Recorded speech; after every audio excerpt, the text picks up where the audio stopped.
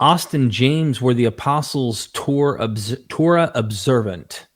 This is a very interesting thing. So as far as the Christian Bible is concerned, they were Torah observant.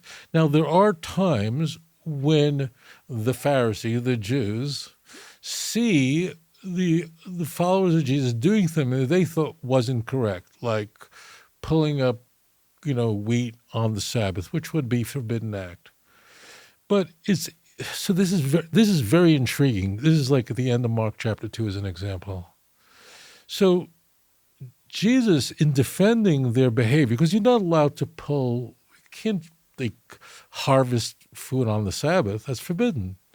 So Jesus' response was completely within Jewish law. He said, isn't it true that David, when he was on the run, that he ate from showbread, bread that an ordinary person was not allowed to eat from, right?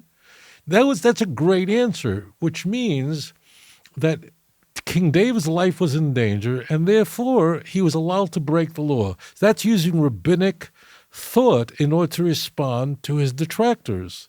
And I have a whole chapter in volume 1 just on this entire topic. This is very interesting, and I don't think I've ever said this on air, but this is very intriguing. So Jesus actually is working within the constraints of Jewish law, rabbinic law, to explain to his opponents of why what his followers are doing is correct. And he would be right, because if their life was in danger on the Sabbath, you'd be able to violate any law to save a life. Now, here's something so interesting.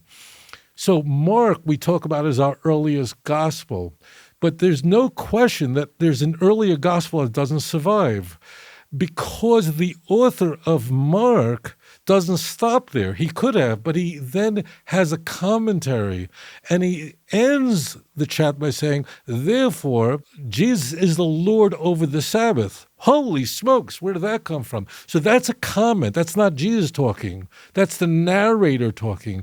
That's where we could see an example where the narrator is inserting an antinomian idea that really Sabbath has been done away with. But it's wrong. That means the author of the book of Mark doesn't understand the book of Mark. I know it sounds crazy, but the narrator who adds the comment at the end really didn't get how elegant that conversation is.